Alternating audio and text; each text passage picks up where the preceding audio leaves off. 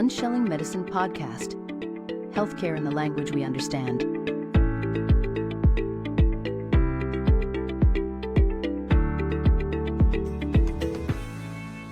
Hello, everybody. Welcome to our episode today. So, I've gotten to know her, and I want all of you to get to know her as well and benefit from a conversation. So, I have Estefana Johnson with me today.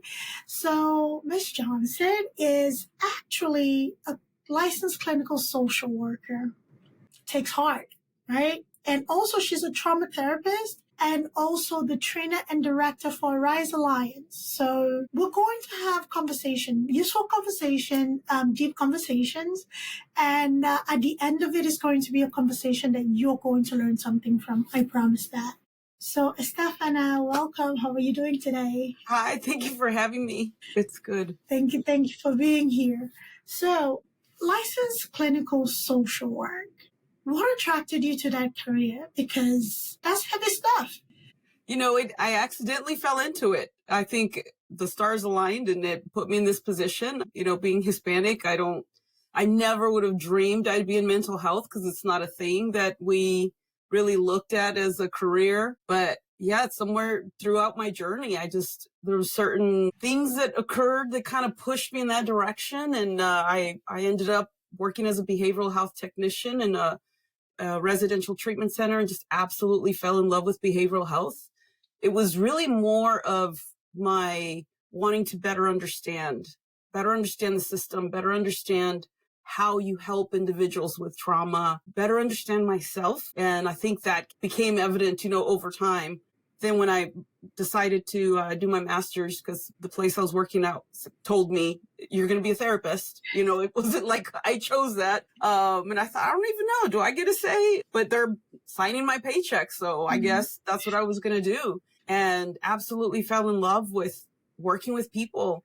And when I looked at the programs, I realized, the social work route kind of gave you more of a variety. And I'm such a person that I don't like repetition, so I always hold multiple roles, and so that just seemed like the right fit.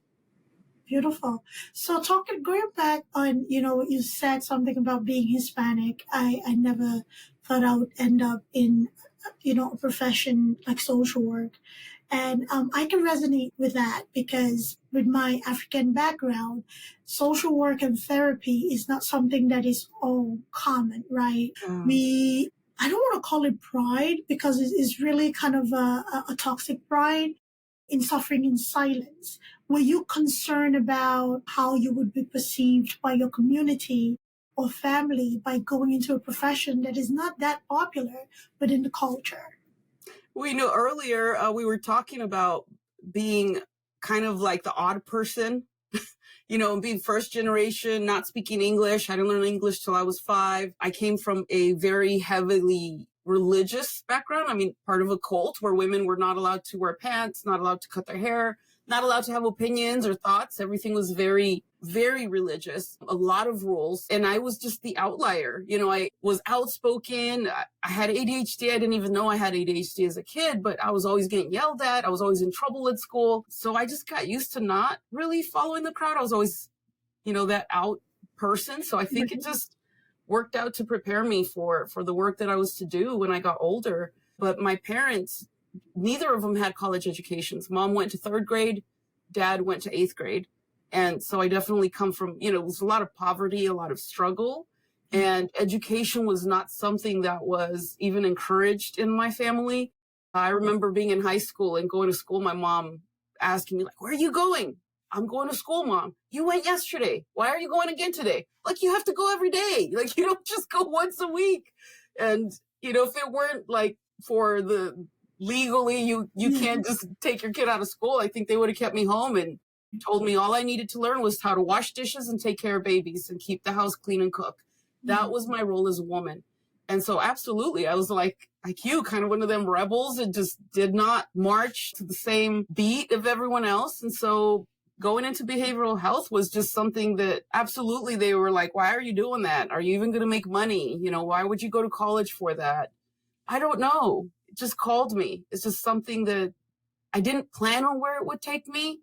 It just kind of, I kept going to the next step and next step. And as long as I was enjoying and learning, growing, I continued down that path. And here I am today. Absolutely. That is incredible. Yeah. So for all the oddballs, it works out. It's okay. There's a reason why you're odd. There's a reason you're odd. Yeah. There's a purpose to it. Absolutely. There's a reason why you don't think like everybody else. You're not doing the thing that everybody in the family is doing. You know, you question. That's the one thing that I've noticed doesn't bode well in a very regimented culture and household. When you are naturally curious, you ask questions. You know, it's often seen as disrespect or whatever else is going to be attached to it. It's okay. It works out. It's not you. It's not you. I promise it's not. So given that experience, has that helped you in a sense with your career, where empathy for, say, a young star who may be in like a similar situation where they're constantly in the principal's office, they're constantly being complained about by their family members, or they feel like they don't have support and all they really want to have is to be heard, whether it's, you know, related to a traumatic event or just simply existing? Yeah, I think all of it was preparing me, and it absolutely impacts the way I practice, because when you're part of the outlier, you don't fit the mainstream. And everything in my household was, you got to pray about it. You know, everything was just, you're battling demons and you got to pray about it. And I'm like, no, there's a skill I need to learn. And there was not a lot of agency that was encouraged, because that meant that you might make decisions that were out of line with what you were told that you needed to be, who you were told you needed to be. But those of us that are outliers are like, there's something deep inside that pushes you beyond that comfort zone. And leaving the religion, leaving my home, it cost me all my relationships, you know, and I have much respect now for that 19-year-old that could not stay in a place where she was incongruent with who she truly was, you know, that didn't know where it was leading, didn't know what the outcome was going to be, and yet could not stay within the safety of familiarity. It just was not an option. And it's a painful path. So as you talk to people who feel that way, you can't follow a map that's been written, because that means somebody else has been there, and that's not your path. You have to look inwardly to discover your path, to discover your purpose.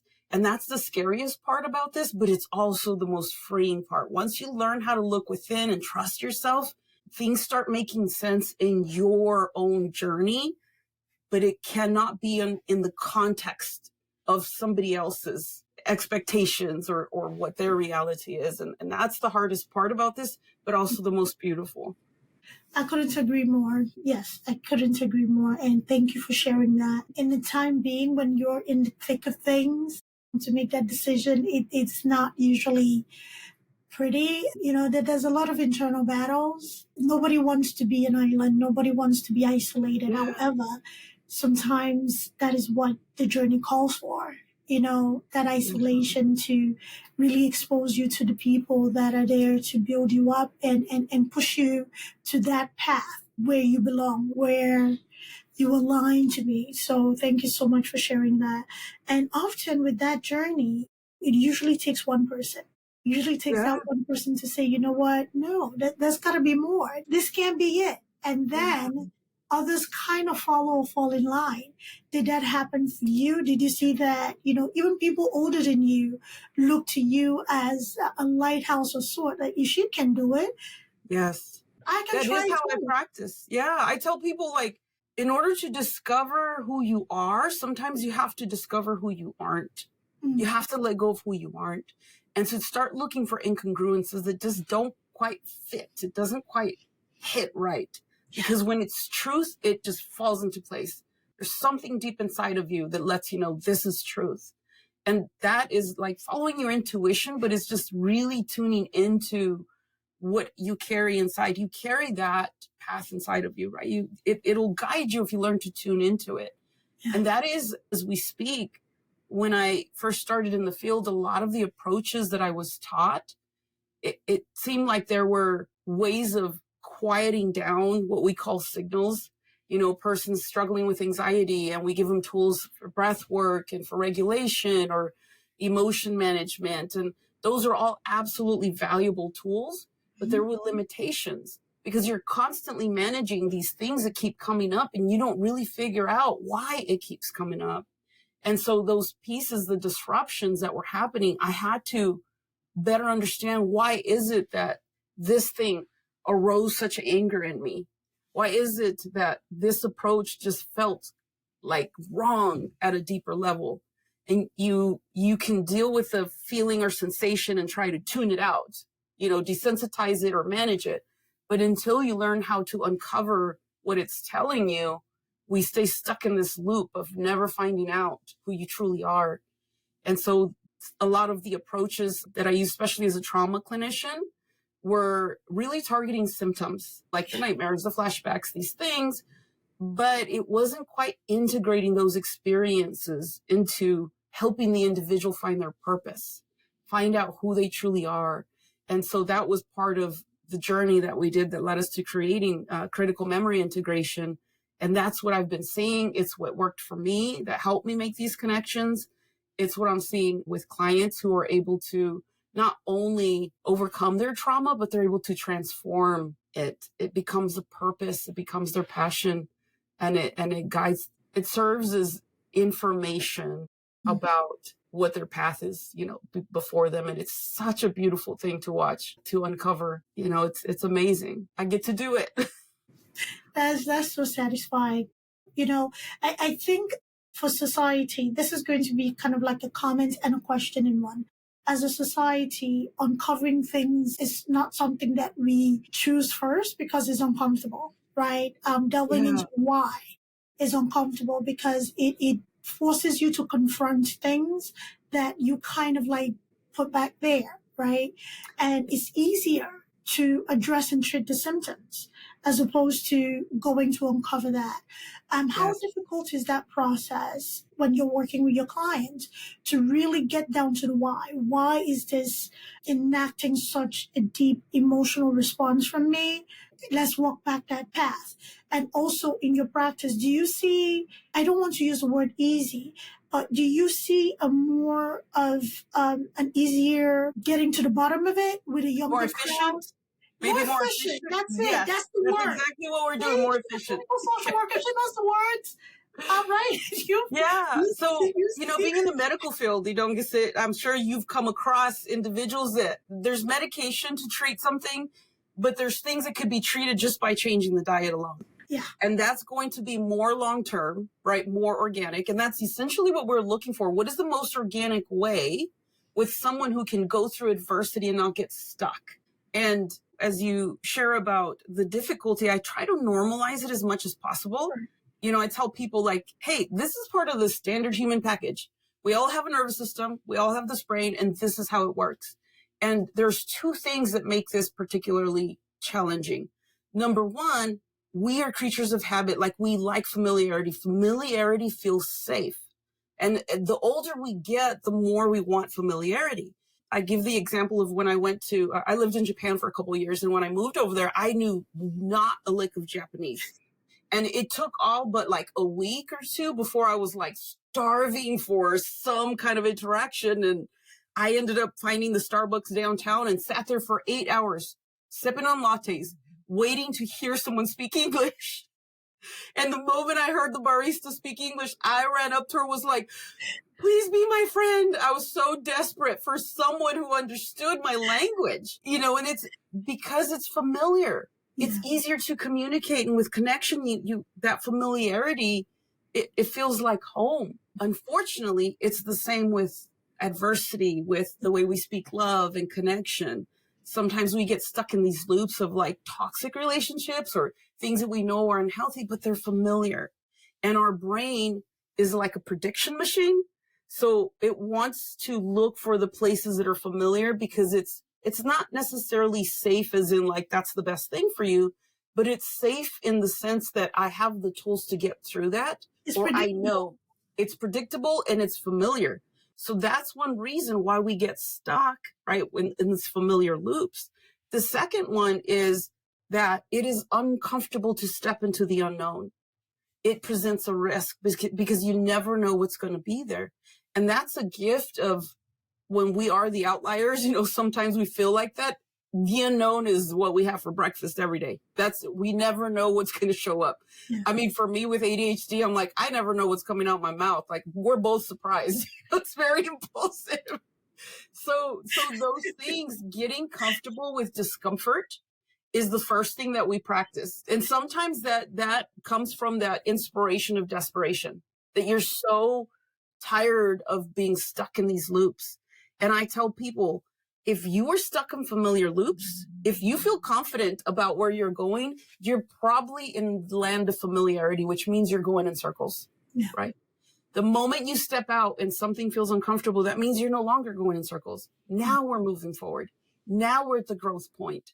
And that's the number one thing that when I have a client come in that we discuss and we talk about, normalize these things. But be intentional with the direction that you're going. There's a difference between running away from something or moving towards something. And we really want to move towards authenticity, something that fits better than where you are right now or what you're doing right now. So that's absolutely, number one of the hardest things. But also once you learn to embrace that, life becomes so much clearer, even when you face adversity, because adversity is going to come no matter what. It catches all of us, right? But navigating through it is what you could do with more ease and clarity, because you know who you are, and what informs you comes from within, not from outside of you. So that's the beauty of it.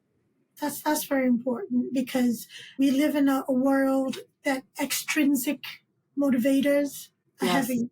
And people often forget that the intrinsic is the most important, especially, like the example that you gave about your upbringing, depending on what the pastor says or what the rules are, as opposed to what you're feeling in this time, right? Yes, about what's right. Yes, right? So a lot of people get stuck in that loop, and some people want out. They don't know how. And some people question it, but they don't know if they want out or they just want to remain in that comfort. What would you say to anybody listening to us who, one, is like, okay, no, I think I am a detriment to myself at this point if I continue this way.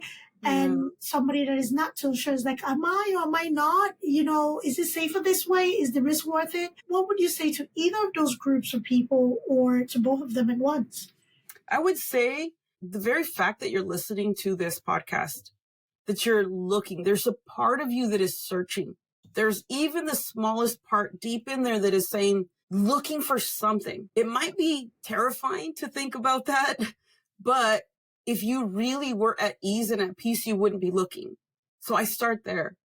I have often had clients who come in, I work a lot with complex trauma, severe trauma, and they tell me they struggle with a lot of self-hatred, a lot of really low self-esteem or worthlessness because of their experiences with the world and how they've been maybe misunderstood or mistreated or, trauma that they've endured.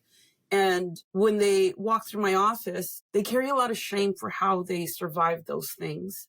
Maybe some of the things that they do. So let's say someone struggles with irritability. I had a lot of anger when I was growing up. And so it came off in my snarkiness, my defiance, my attacking. And it's not who I am. Yeah. But that was what kept me safe. And so when an individual comes, especially I'll have like a veteran who struggles, I'm going to carry some heavy, heavy stuff, or someone who comes as an asylum seeker that carries horrific pain. And they tell me, how do I know which one is the real me? Is it this part or that? I always tell them, if you were okay with that part, you wouldn't be here right now asking. You wouldn't be seeking. So even though that's all you know, there's something in you that continues to drive you to seek for answers. That's how I know that's not the real you, because the real you would be okay with what you're doing. It would feel aligned with who you are. And there's something misaligned. So that's what's letting us know. If you feel something, if you're listening to this, something in you is saying, there's something more for us. This is not who we are. This is not what life is about. You were made for something more. Follow that. Lean into that. Feel afraid, unknown, all that stuff, but step towards it. Because I promise you, at the end of the road, And I read a lot of books that had to do with death and dying, earlier on in my career, because I like to go towards the thing that scares me. I just want to know what about it scares me. Turn on the light and grab a chancla and go after it, figure it out. And I remember the top 2 regrets of death and dying is I wish I didn't care so much about what other people thought. And I wish I was not too scared to do what I really wanted to do with my life. And I refuse to get to that point at the end of the line. So if there's a part of you that is saying there's something more, you have to lean into it. You have to. Because sitting here and surviving, that's not living. It's not the same as living. There's more to life, and it's calling you. Absolutely. Thank you for that. Thank you. Yeah. A lot of people live their lives based on opinion of others, and I want us to just dissect that a little bit, especially from a cultural standpoint. How important is the environment for anybody embarking on a healing journey? So there's this adage that you can heal where you were hurt, and the person who hurt you cannot heal you, right? So if somebody's actively in an abuse situation, whether it was a molestation or whatever it is, or physical or whatever abuse that is, and they're constantly in the environment that either puts them down, belittles them, or continues that abuse, but because of the familiarity that the brain craves, they continue in that environment. However, something deep within them is telling them there's got to be more to life than this. How important is a change in that environment to a healing person, especially culturally when we fear being ostracized? 100%. Yeah. I think it's important to first understand what it is to be human, right? When I talk about you, when I say you, there is one core you, and that's the conscious awareness that you have of your experience. Everything else is an experience. Now you have to understand what I call your meat suit, right? Your body, the standard human package, and how it is wired to survive. Right. So our nervous system is wired in such a way to protect your life. And if there's any threat to your well-being and you're not actively protecting yourself or setting those boundaries, it will kick in and it will override your response. And at that point, you have no agency because it's not a choice, it's a reaction. So if the environment that you're in presents a danger to your health and well-being, if there's abuse, physical abuse, or there's a history of that and there's ongoing verbal or threat, then it's going to be very difficult for you to sit and introspect, for you to connect with the most vulnerable parts of you that need to be discovered, because it's not safe. And your nervous system will override your agency. It will kick in. You go into fight or flight, or the appeasing, because people pleasing is one of the ways that we adapt as well. And neither of those will lead you towards authenticity. They are survival strategies. They're adaptive responses that their sole purpose is to keep you alive, not to discover who you are. So you have to be in a place that is not feeling like a constant threat in order to do some of this work.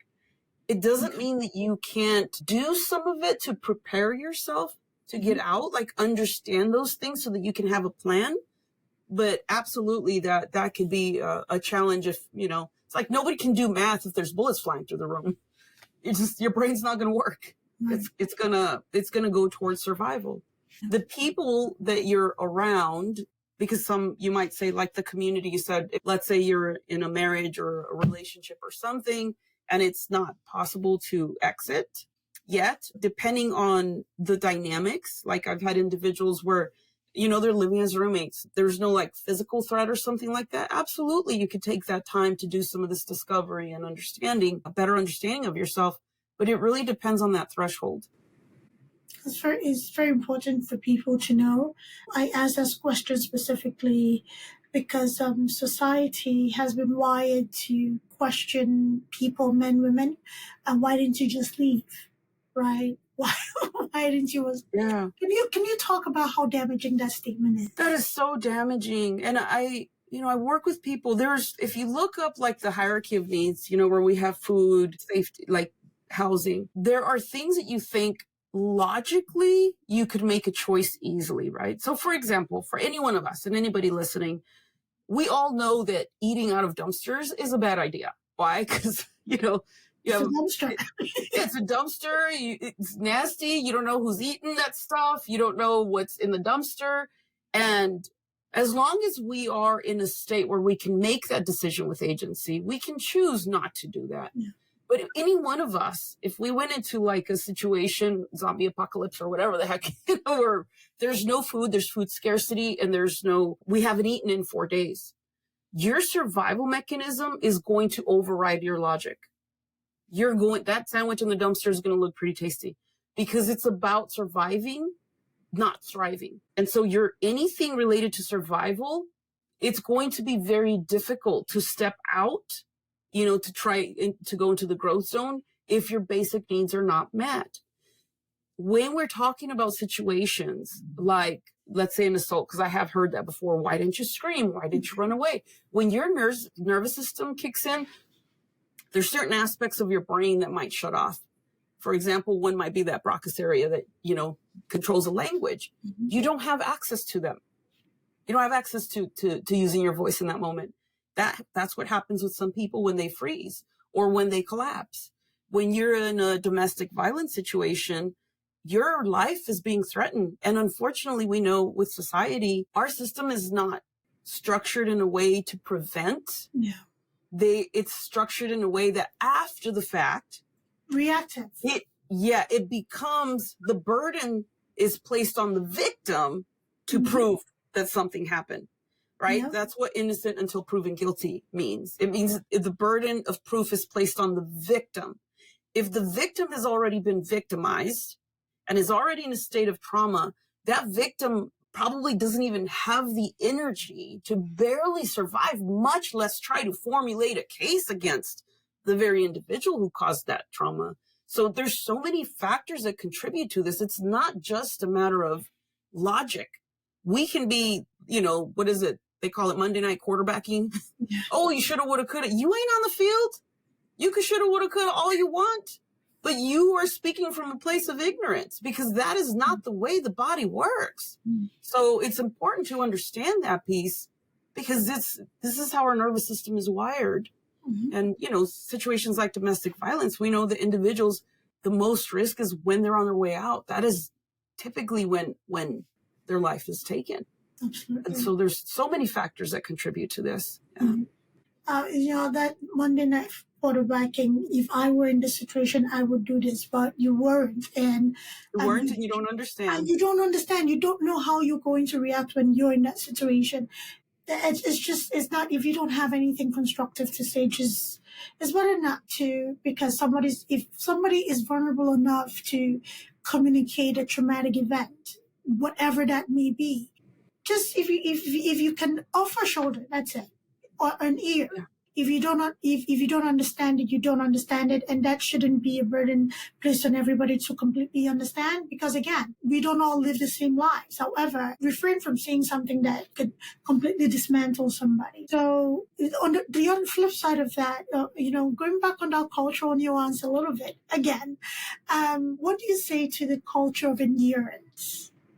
Endurance is, it was funny you talk about that because I think that was sometimes when we have trauma, we become savages, man. We're just all about survival. And we have such a hard time with self-compassion. And I myself struggled with that because it's like, get up, dust it off, and keep going. Get up, dust it off, right? And we think that is resilience. And resilience that's an aspect of it, Mm-hmm. but we all survive differently. So for me, early on in this field, and we all have, I don't care what therapist is listening, you could be judgy as you want, but you're just lying to yourself if you don't have this. At the beginning, we all have individuals that we really understand better and connect to, and those that we're kind of not really wanting to work with. And for me, before, it was people who really were in that helpless state. Yeah. And because my survival mechanism was a fight or flight, right? Fight, go through it, do something, move, mobilize. What I had learned over time, and I learned so much from my clients, is that because my nervous system chose this and theirs chose the collapse or the appeasement, does not make my adaptive behavior any different, right, than what they used to adapt. The issue is the same. The issue is that what we're doing is not working, is not aligned with who we really are.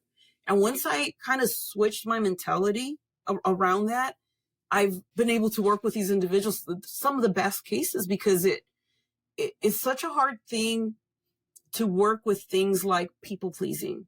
And so I see this a lot with women. You're taught to not show a lot of anger, you just be pleasant, be nice, be kind, all of this about your character. And that's the beauty of being a lady. It becomes an adaptive response for the lack of boundaries, lack of self-protection, those type of things. And for me, something like mine, like the fight, it's very evident I need to work on it, right? Because not only does it bother me, but it bothers everyone around me. And you get to adulthood and HR is not okay with you, like, popping someone, because that's not effective conflict resolution. Right. But so there's a lot of external pressure to change that adaptive response. But someone who people pleases, oh, the world loves that. Your job loves that. The people around you love that.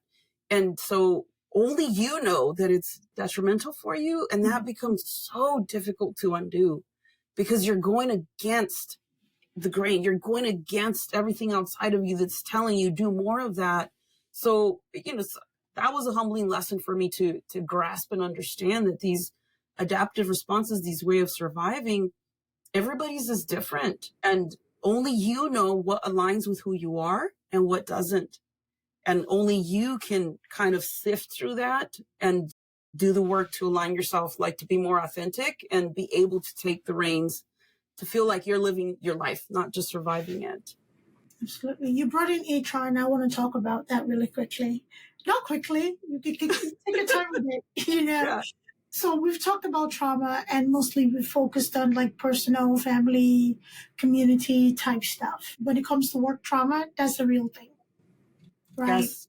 So what are the ways one can realize or recognize that the experience at work is not normal, and whether they're people pleaser or they're the combustibles, right? What is the right, if somebody comes to you in your practice, like, Estefana, I'm going through this at work, and my manager is this, my manager is that, I'm feeling anxiety every morning when I wake up, and it's time to get ready for work. And with every phone call, every ring of the phone, I'm jumping out of my skin. And this is a career that somebody believes, because, we often start with that belief that this is my dream career. This is a career that somebody believes is their dream career. How do we manage that? Well, that's part of us aligning. This is like the role that critical memory integration plays, right? Is that I'll explain really quick the critical memory so I can kind of put in how that works.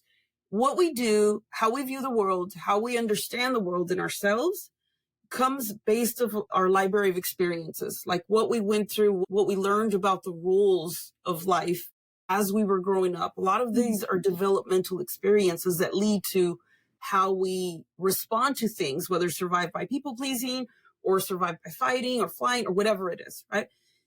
But when we get to adulthood, these things start impacting us. So it's not just trauma. It's when what we're doing and how we're living does not align. It does not bring us joy. It does not feel aligned. Does not feel congruent.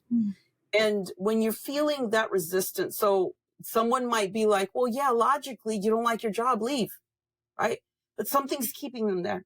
And, I went through this as well of making leaps before not knowing where I was going, but not everybody has that, because it usually led me to a better place. But first, we've got to understand that the world is what the world is. There are injustices. Everybody's on their own journey.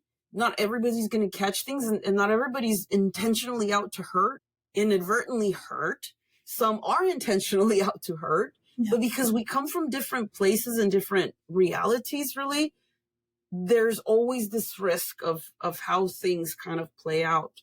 And so there was a quote I read one time. I forgot who it was, but he said, there's not enough leather to cover the world, so you cover your feet. Right? So you put shoes on so you don't hurt yourself. So it comes down to first being curious about how you're experiencing the work environment, how you're experiencing those interactions. Because the truth is, if Sally's having a bad day and is rude and disrespectful, Sally's got some issues that she's working through. She doesn't seem happy. It has nothing I'm not to do working with through it all. She has issues. well, maybe she's not working through it. She doesn't have the awareness, you know? But a lot of people, I tell people, why are you arguing with Stevie Wonder? Because he can't tell you if your shirt looks good. He can't see what your shirt looks like, right? If they're blind to it, why are you sitting there arguing about it? You're going to be really frustrated and lost, and we get stuck in these cycles because these, I call them 4-letter words: wish, want, and hope. You wish things weren't that way. You hope things get better. You want people to understand and listen. It ain't happening, honey. So we got to start with first reconciling with the truth of what is. Here's how things are. And I'm going to tell you something, coming from like as a minority, right? First generation Mexican American, Hispanic, not knowing English. I have every excuse in the world for failure to accept. Yeah, I've gone through things where there's like racism or, you know, especially those little, what do they call them? The microaggressions all the time.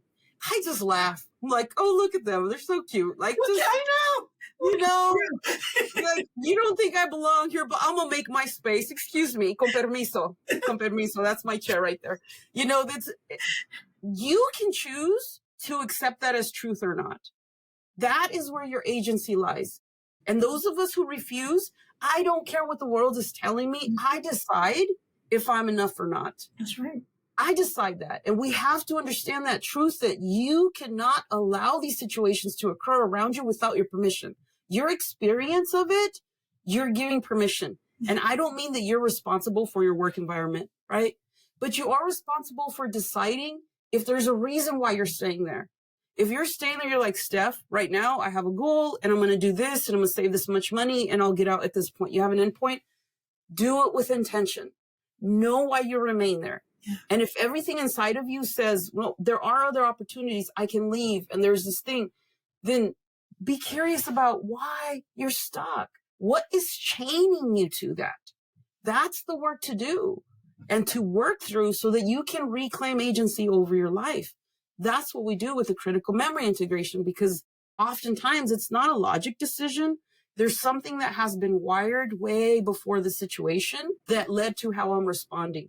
My nervous system thinks that I have to do this or I might die. Yeah. You know, as a kid, we have to make the situation work. You know, 3-year-old can't be like, well, this is a toxic environment. I'm going to move out. You don't have a choice. Yeah. You have to disconnect from that. And that's where we start pleasing or, you know, feeling like we don't have a choice. Unfortunately, we don't always update that. So we get to adulthood. Now we're a grown person that can make those choices, but we don't, because we're working off of old intel, old information, outdated experiences. That's what integration is about. It's updating, saying, yeah, this is part of your story, but that is from back there. You're no longer that 5-year-old. You're no longer that child. You're now a grown adult. And you can choose to accept that reality, or you can choose to create your own. And that's what we're helping people do, is to reclaim their agency over their lived experience, in spite of what everybody else says. You ever heard of the 4-minute mile, the guy with the 4-minute mile? No. I love his story. So back in like the 50s, the doctors used to think that if you ran faster than a 4-minute mile, your heart would explode. Oh. And this fool decided, I am going to break that record. I love him already. Against all the rules, against all of the brilliant minds out there, what the science was telling him. And he decided he was going to break it. And he did. And guess what happens after he broke it? That's like the minimum standard. And this is so many of us that historically, you know, as a minority, yeah, here's the reality of what has happened in my situation, that there's been suppression, there's been oppression, there's been, you know, racism or this or that, prejudice. And I'm like, be like water. Find a way. There's a crack somewhere you can slip through. Those that are disrupting, that refuse to accept that as a reality, those are the ones at the front lines. We were born to make changes. Yeah. So step into it. I love it. I absolutely love it. So the world is the world. I say to my students, people will always people. If I expect people to people, there's no reason for me to be mad and bent out of shape, you know? You're just peopling. So, you know, No expectations, cool. Got it. So I know how to navigate myself around you, right? So there's no point of me being upset. Oh, you should have done this. You could have done this. It's not fair. What if you don't know what fair means? So is that my burden? It's not my burden. If I take it on, yes, it becomes my burden. And we as humans, we need to learn tools. We need to update the operating system, right?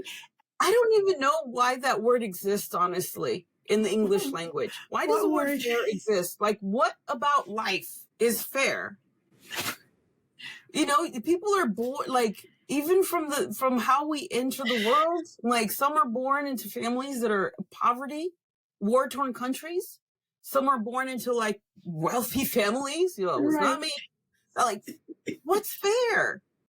Some have great genes. They could eat whatever they want, and they're like size 3. And I'm like, Not me. I can eat a donut. That is not me.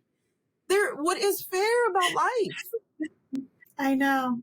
I think it's just one of those psychological entrapments of expectations. And You know, wish, want, hope. Yeah. So it's just, fairness, it has to go my way. It doesn't. And you have to find ways around it. And talking about the 4-mile test, that is ways around stuff. And the one thing, this is how my brain works. Forgive me, Estefana. So this is how my brain works, right? I'm like, I need to know the first person that took a bite out of a strawberry. Like, what about that fruit did not scare you enough? It's red.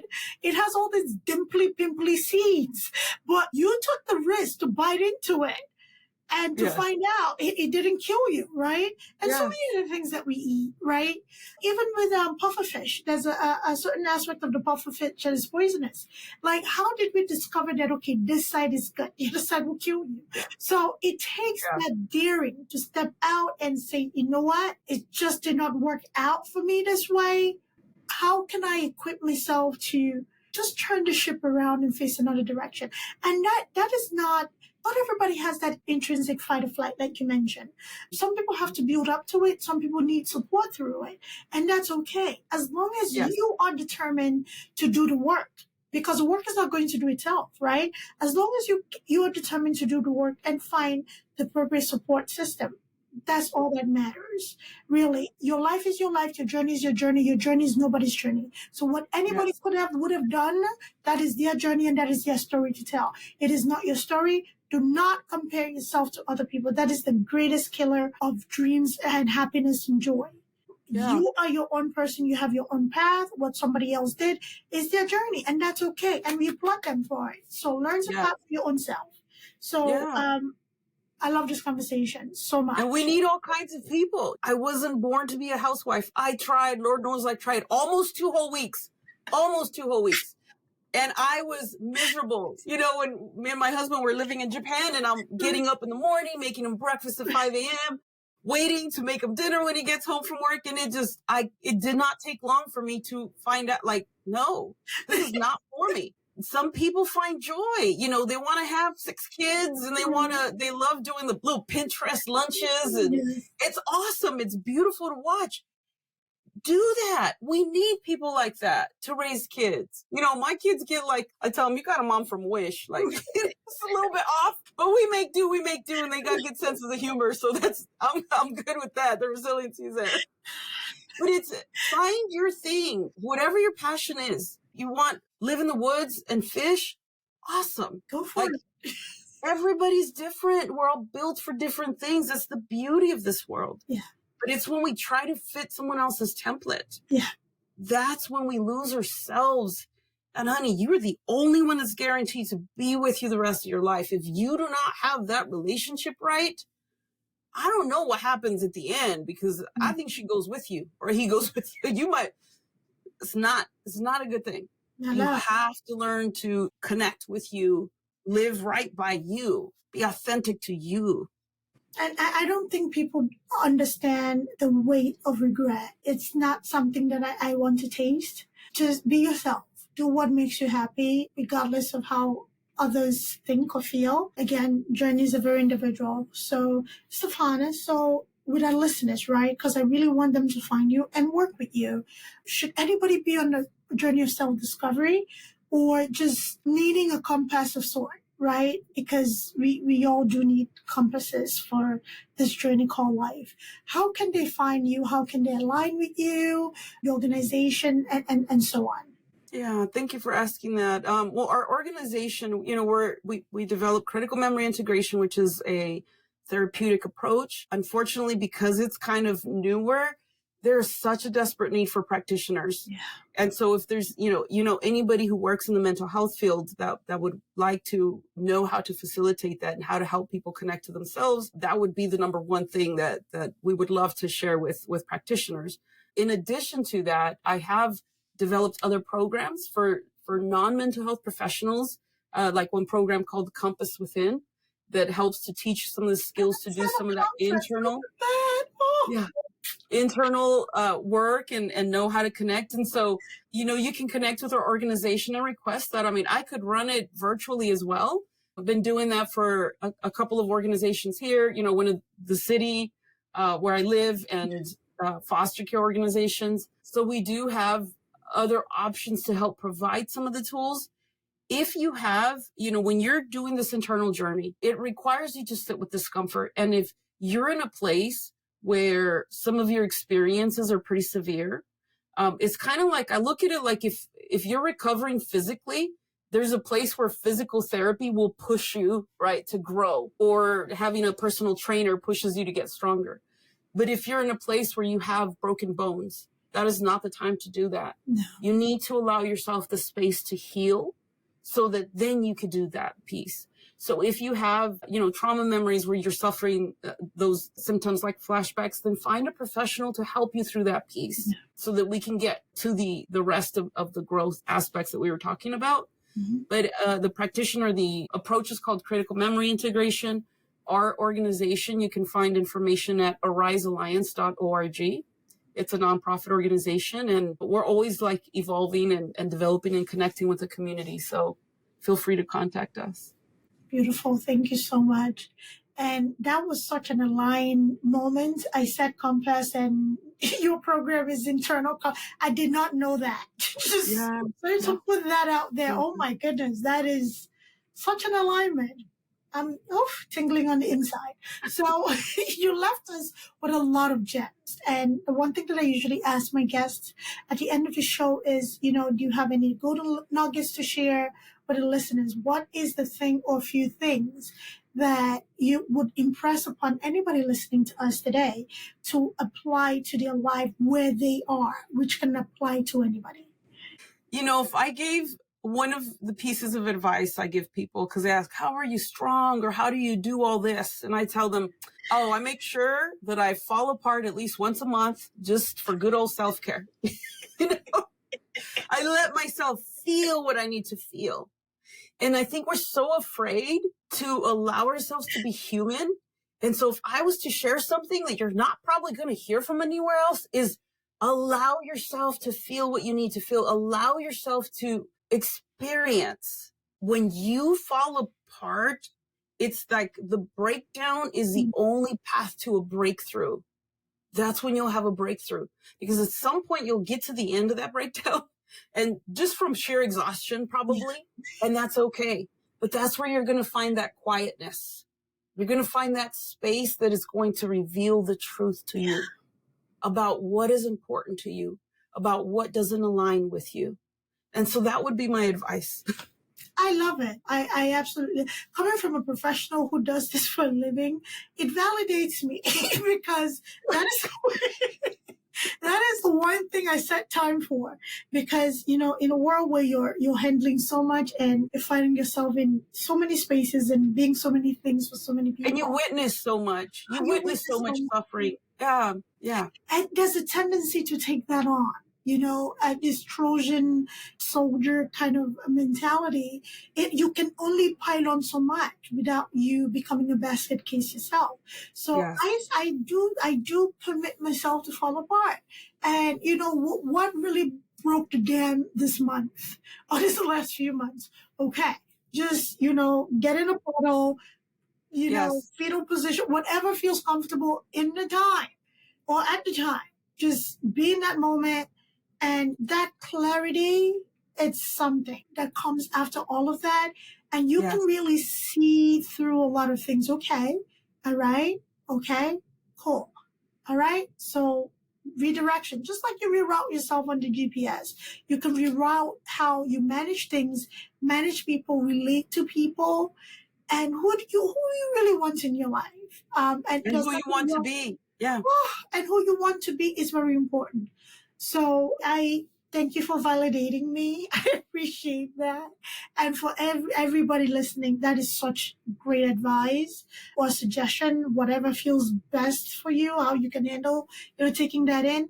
Give yourself permission to fall apart. It does not have to be with anybody. You can have your alone time fall apart in the closet, bathroom. Yes. Just give your space time to. I tell people, grab you a tissue box, grab you some eye drops, and you can even get a sad movie just to get it all started, for the warm up or whatever you need to get you in the mood. Some really depressing music, whatever it is that you need to really enhance that. Set the mood and commit. Give yourself, if you're scared, do like an hour. Put a timer for an hour. Give yourself a limit. But allow yourself, lean into it. I love it. Just lean in. Yeah, it's worth it. I feel validated. Thank you so much. I really appreciate that. So, thank you all of you for listening. I got a lot out of this conversation. A lot was validated for me, and also I learned a lot more. The premise of this platform. Oh my goodness, it's such great opportunity to have you. And like I said to you earlier before we started recording, I was looking forward to this conversation for all these weeks, and it did not disappoint at all. And my prayer is that it did something for somebody wherever you may be in the world. You're not alone. You may feel that way. You're not. You're not crazy about the way you feel, wanting more either. And don't let anybody make you feel like it's unrealistic to want more for your life. I mean, it's your life. You know what would make you happy. Go for it. So please go check out Estefana. I will make everything about her program, organization, very much available in the show notes. So even if you didn't catch it, we'll put everything there. So you just click and you find her. We'll also write a LinkedIn newsletter, and you can go there and find her and read the article. All right. Thank you, everybody, for being here, for listening. Thank you so much again for being here. Really appreciate it. Thank you. Thank you. Bye-bye, everybody.